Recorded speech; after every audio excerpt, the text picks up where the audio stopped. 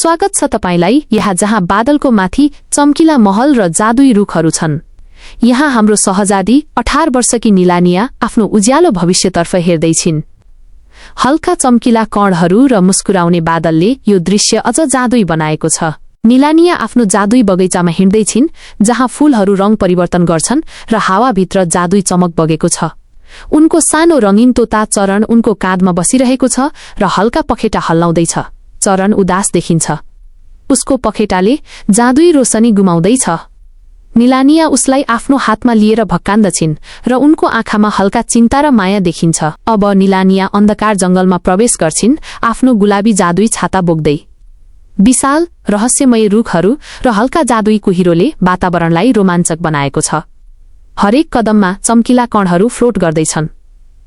अचानक एक विशाल कालो साया बाटोमा देखा पर्छ। निलानिया साहसिक रूपमा आफ्नो छाता अघि बढाउँछिन्। चरणले सानो रोशनी फैलाउँछ। यो अन्ध्यारो चुनौती हो, तर निलानियाको हिम्मत अटुट छ। निलानिया र चरणले आफ्नो जादुई शक्ति मिलाएर सायदाको सामना गर्छन्। सुनौलो र नीलो किरणहरू सायदामा ठोक्किन्छन् र साया बिस्तारै पिघलिन्छ।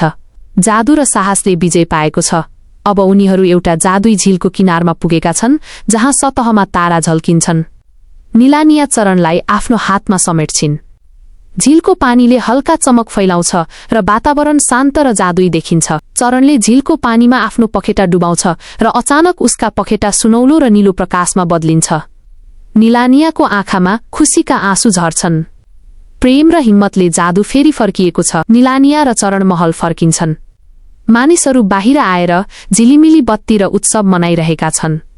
सहजादी र तोताको साहस र प्रेमले सबैलाई आशा दिएको छ। अन्तमा निलानिया आफ्नो लिबासमा चम्किरहेको जादुई चिन्हको अगाडि उभिएकी छन्। चरणमाथि उड्दै सुनौलो प्रकाश छरिरहेको छ। झील र महलको पृष्ठभूमिमा शान्त र जादुई वातावरण छ। प्रेम, हिम्मत र जादुले सबैलाई उज्यालो बनाएको छ।